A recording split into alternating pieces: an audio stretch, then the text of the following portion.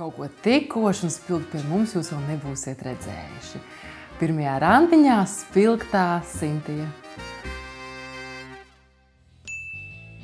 Čau! Man sauc Sintija, man ir 44 gadi. Es dzīvoju Liepājā, pagaidām. Savā profesionālajā dzīvē es nodarbojos ar projektu vadīšanu. Brīvajā laikā ar vispārējo, ar ko tieši to jūs uzzināsiet vēlāk.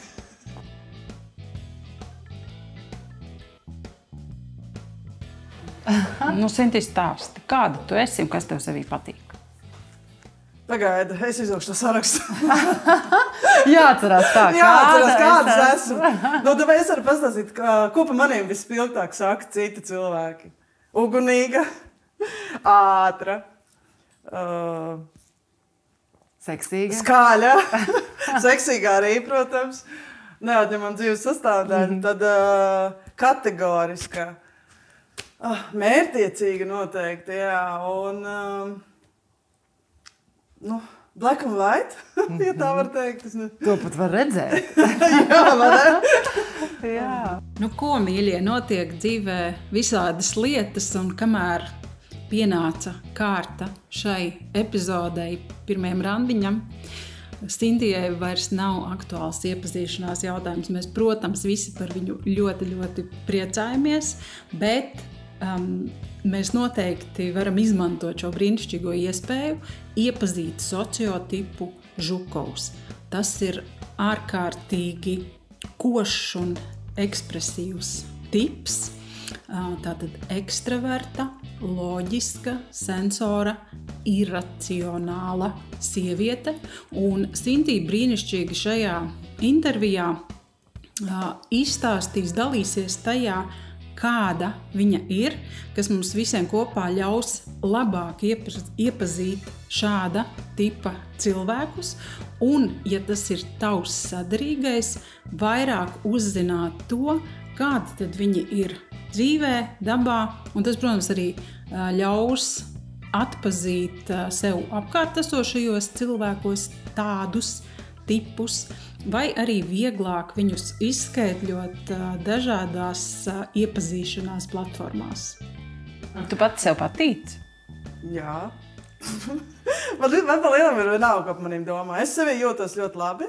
Es esmu atradusi to kodolu, un es ar to arī dzīvoju. Tu vienmēr tāda esi bijusi? Nē. Es jaunībā biju pat diezgan, pusauģu gados pat tā diezgan apspiesti. Tad nāk tā pieaugušo ietekme, un tad tev liekas, jā, bet ja jau tā saka, tad jau tā arī ir laikam, vai vēl vecāki saka, tu tur ievēro to vai šito, tu dari tā vai šitā. Jā. Kurā brīdī tu sajūti to spēku sevī? Bet kā tas spēks jau manī ir bijis vienmēr, piemēram, visādi tur gadījumi no jaunības, piemēram, mamma liek mizot kartupeļus, un es nesaprotu, kāpēc man tas par jādara ir.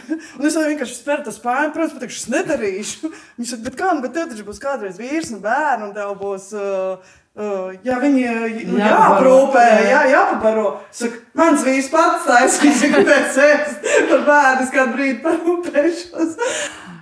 Bet to īsto spēku, tā kā pieaugušā dzīvē, es sajūtu pēc 35.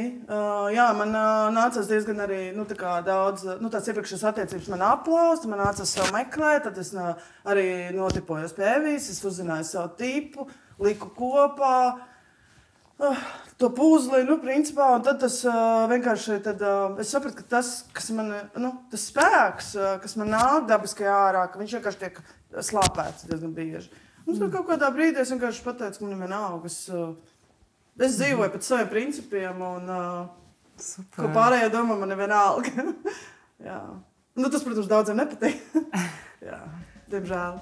Sociotipa Žukovs misija pasaulē ir uzturēt un ieviest kārtību, tātad noturēt kaut kādu zināmu sistēmu, tāpēc šāda tipa valodā, leksikā ir dzirdami ļoti daudz vārdi, kas saistās ar varu, spēku, spiedienu, jaudu, ar tādu ļoti, ļoti lielu ietekmi.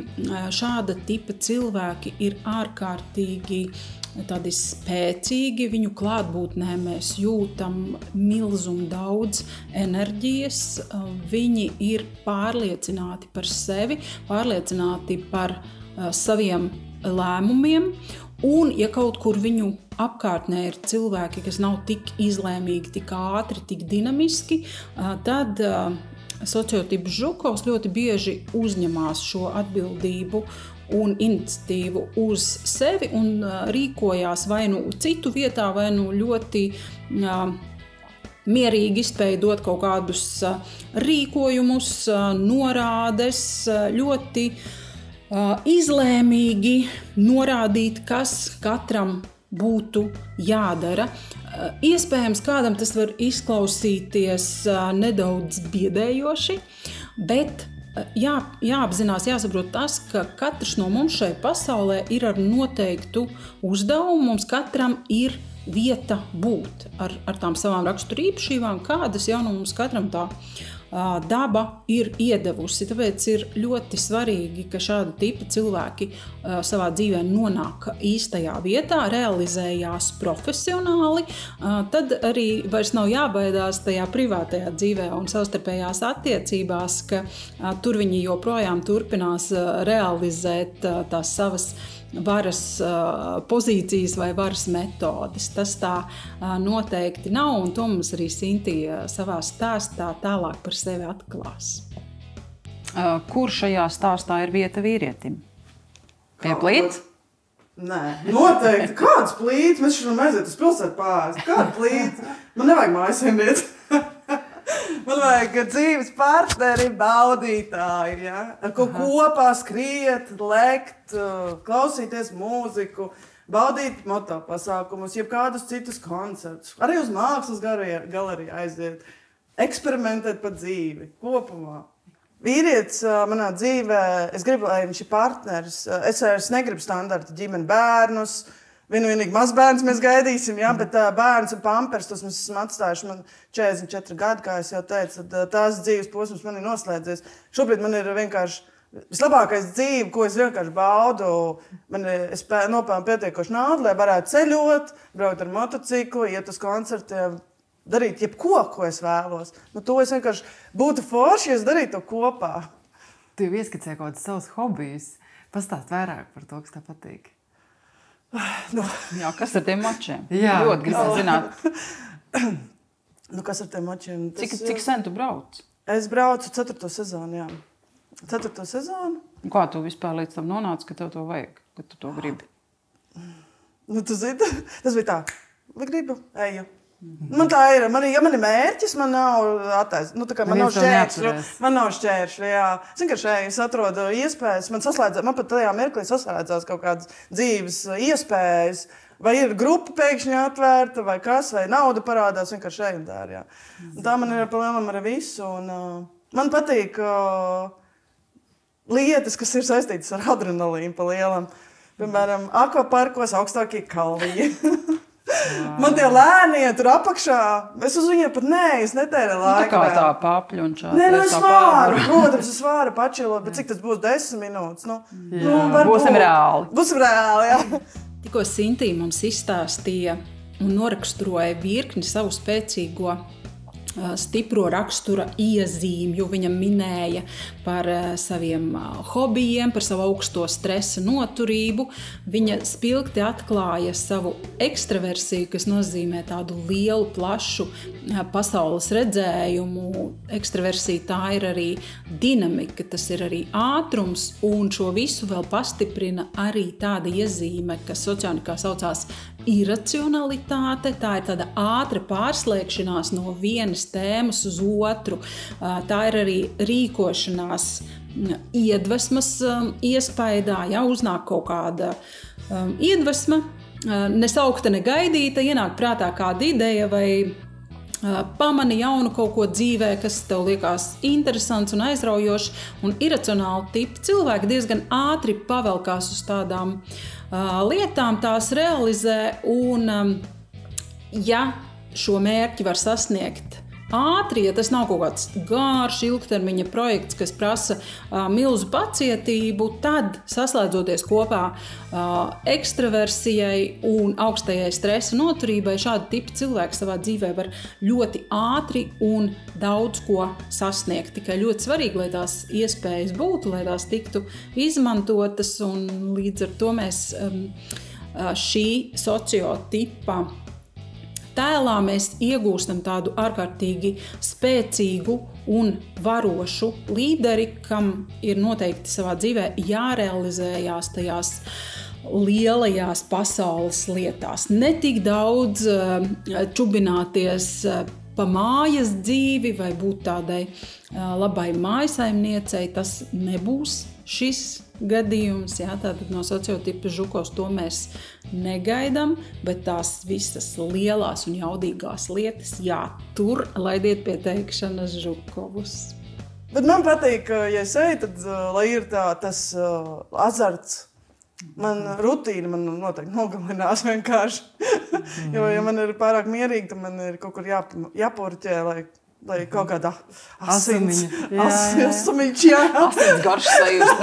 Ne gluži, bet lai jūtu garšu dzīvē. Un tad tā tu ir visi tie hobiji. Viena pati mauc apkārt, vai tev ir kompānija, ar ko tev ir jābrauc? Kā ir? Mēs izveidojām motoklubu meiteņu. Tāda dāma, respektīvi. Un mēs jau Latvijā jau esam savu vietu jau parādījušas, jau ieņēmušas. Iekarojušas, varētu Iekarojušas, jā.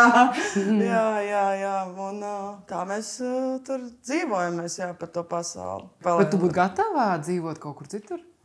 Es esmu gatava, bet man jau ir bijuši, citreiz jau man kaut kādās iepazīšanās sēdes, man jautā, bet es gatavu pārcelties. Es esmu gatava, bet ne uz mazpilsētu. Man jau Liepāja jau liekas bišķiņ tā kā šauri, bet es esmu gatava tieši uz Rīgu arī nezinu, bet pie Rīga man pilnīgi tad der, jā. Bet ārzemes? Jāskat, tad tur jāanalizē situācija. Jā, protams.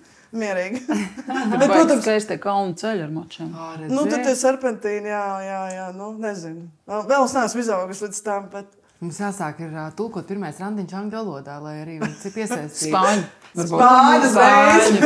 Jā. Jā, bet tā pārcelšanās, ja mēs pa citu zemi, tad tas būtu ļoti jāizvērtē. Es esmu ātri savos lēmumos, es varu ātri pieņemt, bet ir kaut kādas galvenās dzīves jomas, kurās noteikti izvērtēšu, es nelekšu.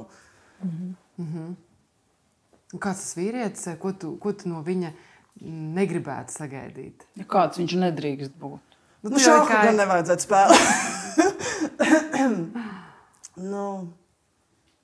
Viņš nedrīkstētu būt valdonīgs, laikam.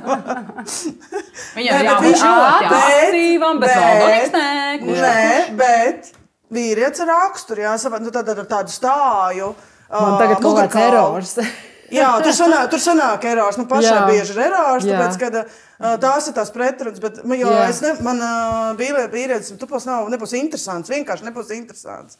Viņam ir jābūt psiholoģiski, varbūt noturīgam, ja tā var teikt. Ja viņš var pateikt, Paga, mīļamiņ, tu steidzies. Viss ir kārtībā, bet tu steidzies šoreiz. Mēs varbūt varam šitā, jā? Nevis viņš pateiks, mierā, mēs tagad steidzamies. Tad sanāk tā pieeja, principā, tev būtu tāda caur tādu emocijām un runāšanu. Jā, tieši tā pieeja varētu būt tāda, ka viņš man pasaka, ka visiem vēl ir kārtībā, jā? Ka viņš man saprot, bet šajā situācijā mēs varētu varbūt savādāk.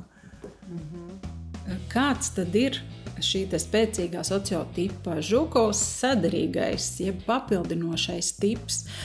Socionikā šo tipu mēs saucam jesēņins, un tas ir kā tāds balans vai tāds patīkams pretstats šim te aktīvajam, dinamiskajam, varošajam, par sevi pārliecinātajam žukovam. Tātad sociotips jesēņins ir cilvēks, kam ir spēcīgas emocijas, kam ir izteikta laika izjūta, un sociotipa jesēņins misija dzīvē ir piepildīt laiku ar patīkamām emocijām. Tas ir arī tas, kas ir ļoti nepieciešams žukovam. Tātad emocionāls atbalsts, sapratne, spēja mierināt, būt blakus īstajā brīdī, pateikt īstos vārdus un nodrošināt to emocionālo gaisotni, kas savukārt nav tipa Žukovs spēcīgā puse. Tātad, kā jūs redzat, dabā viss ir gudri, ir balansā, un tur, kur viens ir spēcīgs darbos, tur otram ir jābūt stipram emocionāli, tad arī kopā šāds pāris var darīt tiešām lielas, foršas un nozīmīgas lietas.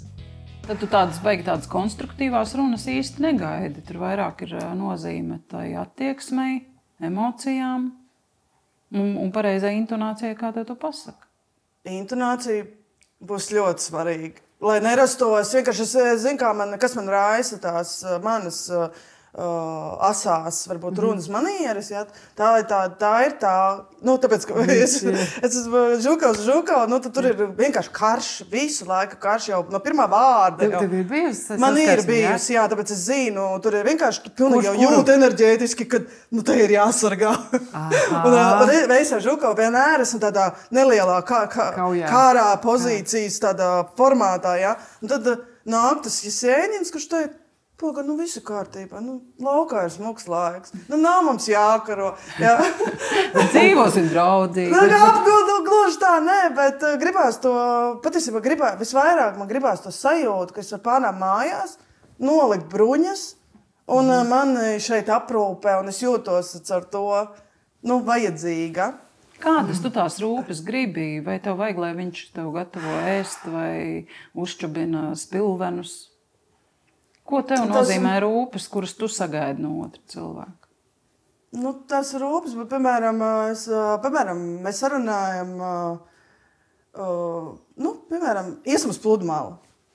Es ierosinu, viss kārtībā.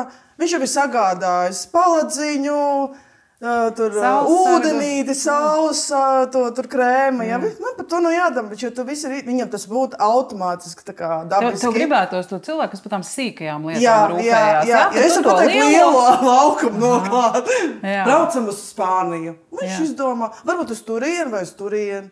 Jā, man nepatīk, man ierobežo izvēlē. Jā. Tad labāk 2 variants kā minimums. Tas būtu tas lielākais. Tas rūpes, kafiju no rīta nerunājot. Rīta nav. Viņš nerunāja ar maniem, ja es arī nerunāju. Man var nenest arī neko, es būšu arī par to laimīgi, jo es neesmu rīt cilvēks, un man nepatīk vienkārši komunicēt no rīta. Nepatīk. Man nes ārā reāli. Viņš iekāp skapī automātiski. Viņš arī iet, darīt, kas viņam jādara. Man paies stundiņu savā nodabā, es attiešu, pat izdarīšu, vai es pieiešu, samīļošu, vai pateikšu labrīt, vai uztaisīšu to pašu kafiju. Bet tas Jesēņins, viņš jau tomēr, man liekas, tāds runāšana, ne? Vai arī tas? Gan jau, ka viņš justu to viņas garstāvokli. Ja? Man jau liekas, ka tā diezgan intuitīvi sajūt. Nolasi, jā. Ka viņš zinātu, kad nemaisīties. Es jau, pat cik es mazliet jau apgreidojusies, es jau dodu instrukcijas. Ar mani nerunā no rīta, tad man ir tas un tās. Vai darīja mani šitā? Es skaidroju šitā. Tas ir ļoti labi, jo daudz vīrieši viņi ir teikuši, ka viņi nav, kā teikt, ezotēriķi, viņi nav ekstrasenti. Es arī neesmu. Jā, ka nenolas to. Ja man ir kaut kas jāuzmin, tad tā ir tava problēma, jo es neminēšu. Jā, bet tu pasaki, vai ne, ko mēs gribam? Jā, un precīzi pasaki. Ja tu gribi čības, tādas lūdzu. Jā, man liekas, mazliet reizēm ir tas sievietes, viņas tā, kas tev nepatīk, vai kas tev kaiš, jā? Nekas. Jā, tā nebūs man sērija. Bet, ka pasaka konkrēti tas. Jo es arī esmu ļoti konkrēti. Es esmu konkrēti. Nekad, man riebjās vispār, ja man liek minēt. Es gribētu saprast, kā es tagad jūtos. Tā kā sociotips Žukovs ir loģiskais tips, tātad prāta cilvēks domā, analizē, sistematizē informāciju. Un tajā skaitā arī sensorais tips, kas nozīmē, ka cilvēks dzīvo šeit un tagad, šodienā, realitātē, un dzīvi redz ļoti konkrēti, ar acīm. Tad arī attiecīgi tā viņa reakcija uz dažādām situācijām ir ļoti skaidra konkrēta un vārdos nosaucama. Šāda tipa cilvēki neperina kaut kādas aizmugurējās domas, bet saka konkrēti. Man spiež, man sāp, man negaršo, man nepatīk. Tātad runā ļoti skaidru valodu, un tieši tā tas arī ir jāsaprot. Tur nav nekādu aizmuguras domu, kaut kādas dziļākās būtības vai kaut kāda nolūka. Tādu nav. Šeit viss ir skaidri, saprotami un vienkārši. Tā kā redzu, tā kā saprotu, tā arī pasaku. Tas ir brīnišķīgi no lietotāja viedokļa, vai ne? Tajā brīdī, kad man kaut kas nepatīk, es par to runāju, informēju, un tas ir tieši tā, kā es to pateicu. Bet emocijas jūtas tev ir svešas vai tomēr kādas pazīstamas? Jā, emocija, dusmas. Kāda Nu jā. Es zinu, kas nozīmē svieties. Sarkasms, jā, es arī pazīstu sarkasmu. Bet es nemācīšu nolasīt emocijas. Ar tevi jārunā skaidra valoda. Ja kāds kaut ko grib. Jā, arī tu esi apvainojies, tev ir jāpasaka, es arī esmu apvainojies. Bet uzvai tā, ka es tagad esmu apvainojies, ja tu man pateici to un to, tas bija skarbi priekš manis, jā. Ja man liks nolasīt, es to vienkārši nemāku izdarīt. Es nemāku izzīlēt, es saku. Paklausies, tu esi gatava, tā kā skriet pakaļ savam cilvēkam, ka tu jūti, ka tu viņam esi nodarījusi pār, ne? Skriet pakaļ? Tā kā, es esmu gatava izrunāties. Jā. Bet, tā kā, labi, teiksim citādāk, vai tu esi gatava atkarot atpakaļ savu vīrieti? Ja tu jūti, ka tu esi kaut ko sastrādājusi. Jā, viennozīmīgi. Atkarot. Vai tas ir pirmā, ja es jūtīšu, tas būs tā kā, būs arī kurā mirklī un kādas būs tās mūsu attiecības, bijušas, kāda bijis tā sajūtajās attiecībās, bet ja es zināšu, ka tas ir mans cilvēks, un es zinu, ka viņam sāp, es iešu pie viņa, es teikšu, lai viņš man māca nedarīt viņam pāri, respektīvi, lai viņš man pasaka, kā. Un es, protams, saprotu, ka man tas vispār nenāk viegli, ja, bet es varu, un es esmu gatava, es arī māku atvainoties. Ja. Bet cik šitais ir superīgi īstenībā, ka cilvēki ir gatavi runāt par savu lietošanas instrukciju un arī pieņemt varbūt otru cilvēku lietošanas. Es arī gribētu, lai man otrs arī iedod lietošanas instrukciju. Tas būtu tik vienkārši savā ziņā. Vistiņas, ja? Jā, ļoti skaidri jāpasaka vienkārši. Dzīvē jau tā nav tik vienkārši, bet savā ziņā jau sociālika arī te nāk par labi, tīpaši abas puses ir lietas kursā, tad tām instrukcijām var apmainīties.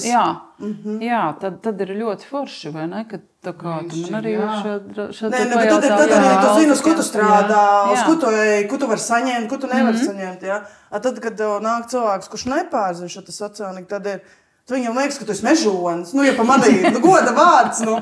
Mežonis uz matu. Tad liekas, kā es tevi noķeršu. Ja tie ir bijuši jautā, kā es tev tikšu līdzi? Tev nav jātiek. Tev ir jābūt tev pašam, tad tev dabiski tas būs. Tur tas tādā veidā.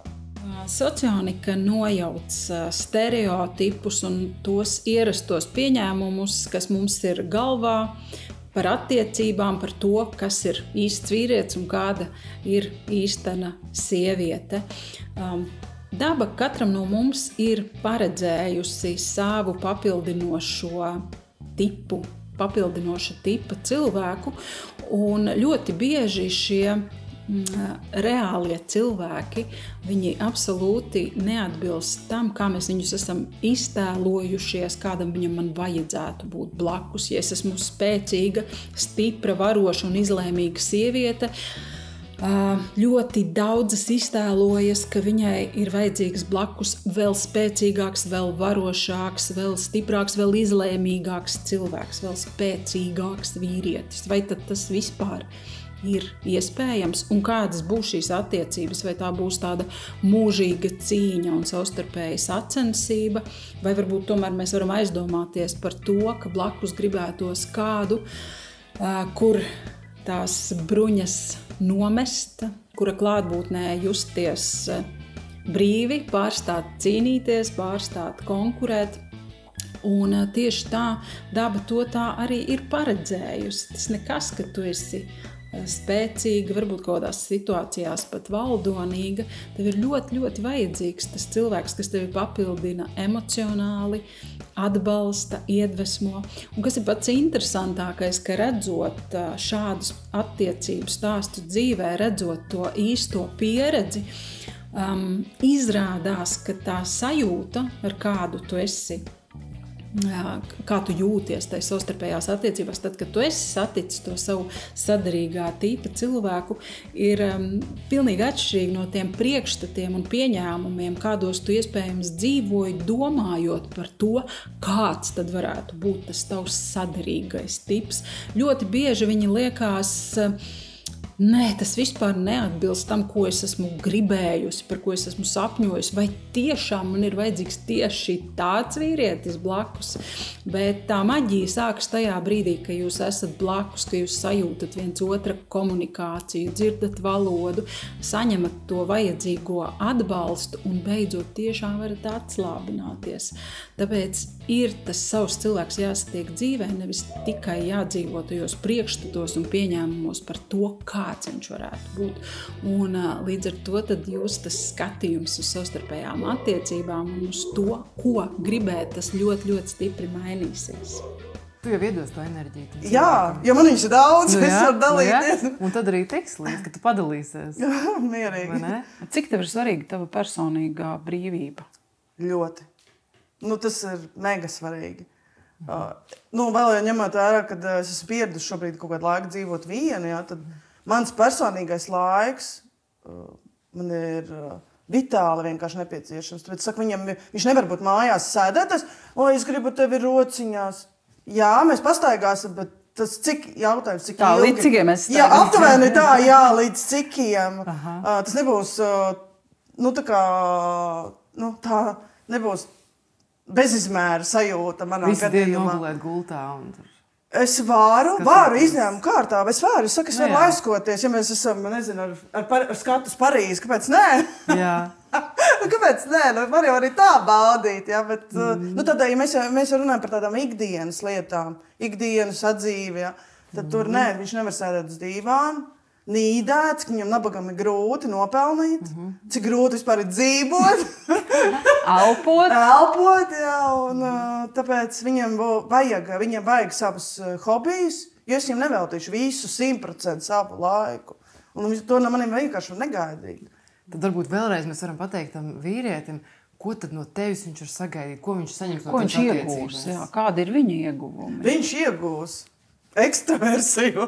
Tātad daudz enerģijas, daudz idejas.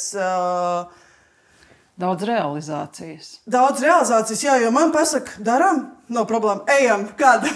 Tā, jā. Bet gan jau tu atkal izvērtēsi darīt vai nedarīt, vai tu jebko? Nē, ļoti bieži es ļoti bieži daru, pēc tam domāju.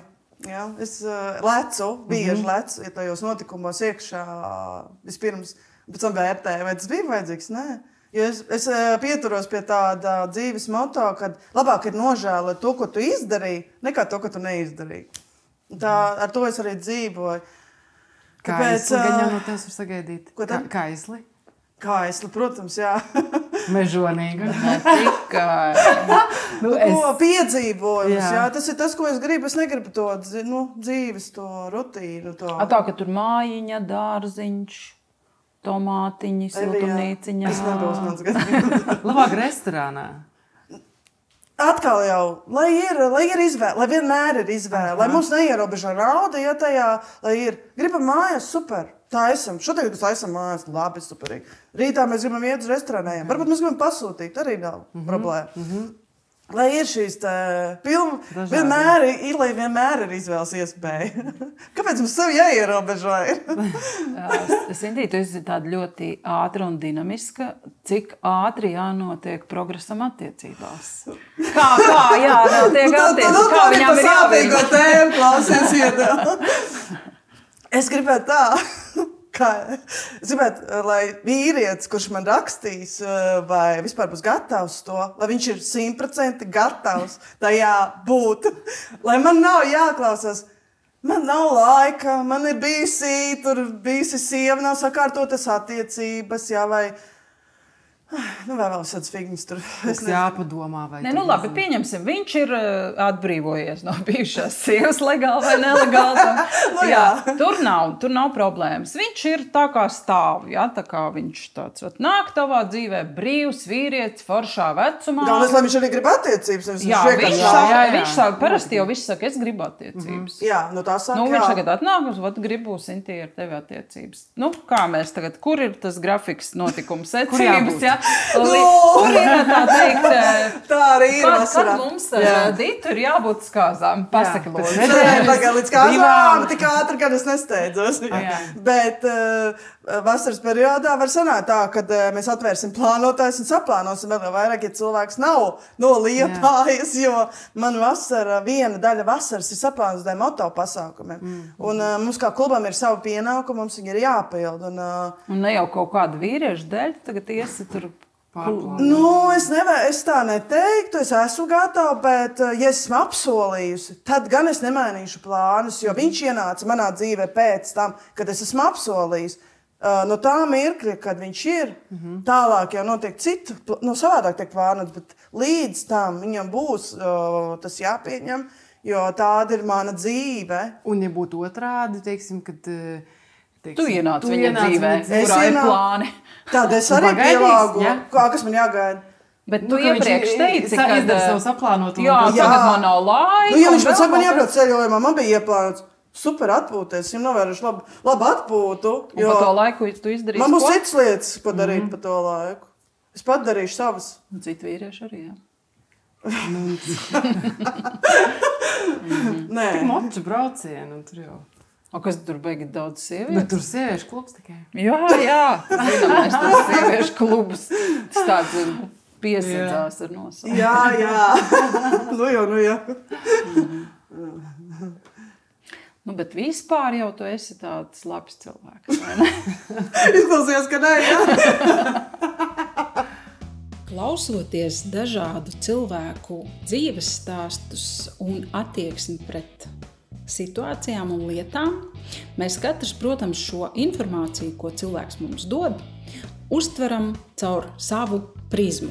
Tātad ir svarīgs arī mans sociotips, tātad tam cilvēkam, kurš klausās, jo mēs šo visu tā kā izlaižam caur sevi, piemēram un domājam, vai es arī tā rīkotos, vai man būtu tāda attieksme, vai man būtu tādi lēmumi un tādi mērķi dzīvē. Un tieši tāpat mēs arī domājam par to, kā būtu tad, ja man šāds cilvēks dzīvē būtu blakus, vai es justos mierīgi, labi un komfortabli, vai tieši otrādāk man ir spalvas gaisā.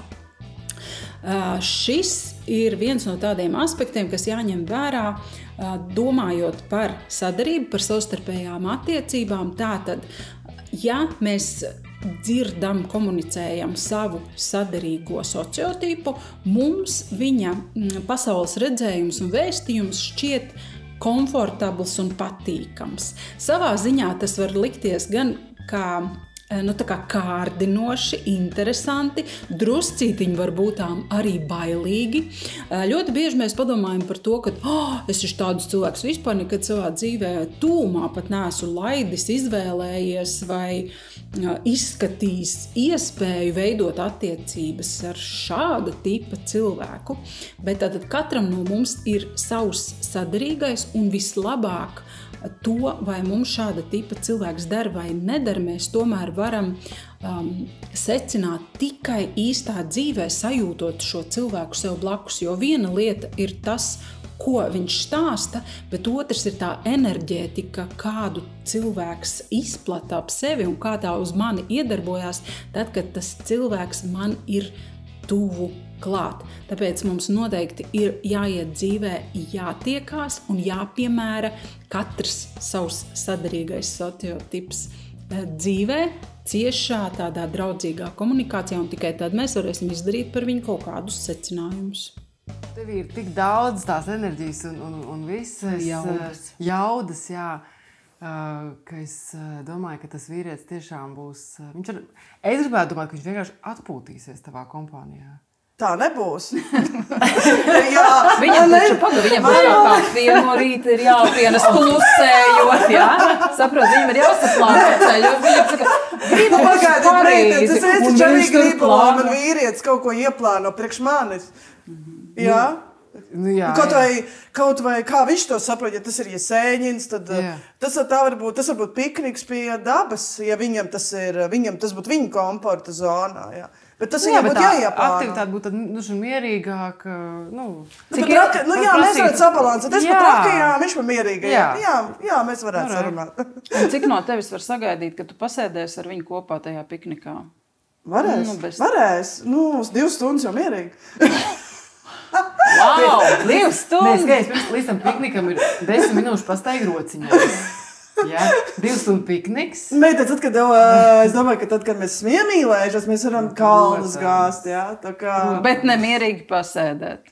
Var jau bišķiņ arī pasēdēt kaut bišķiņ.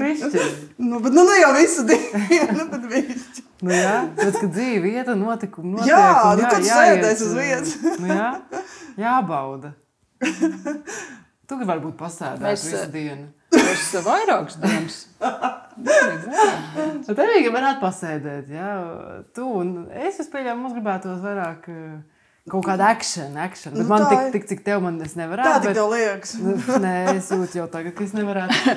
Augstākais kalniņš nav tavējies. Nē, bet jā. Es esmu sajūsmā par tevi. Kā man saka, es arī patiesībā saku, es esmu uguns. Kas ir vajadzīgs ugunī? Gaiss, kurš iepūš, lai kaut ko izdarītu, un kurš arī var apslāpēt nedaudz to enerģiju, tad, kad vajag, atkal citas lietas darīt. Uztais tad lietutiņi, tas mazliet, lai apslāpētu uguni. Nē, tas jau ir ūdens. Jā, bet es saku, tā kā gaiss iedos to uguni piešķils. Uzpūš to, jā. Kā gaiss padēvē vai nepadēvē regulē temperatūru ugunī, jā. Un tas ir tas, man liekas, kas aptuveni varētu būt tās attiecībā. Tā tad... Bet varbūt kādreiz apniks, skriet ar motociklu, es pat nezinu, ko es varētu darīt. Jā, īstenībā. Tos tomātus varētu audzēt beidzot tajā lielā siltumnīcā. Tur es sevi neredzu. Es vienmēr teiktu, es neredzu sevi laukos pie dobēm. Es esmu pilsētā. Vai piepilsētā. Vēl varētu piepilsētā. Bet es negribu rūpēties par lielu māju un dārzu.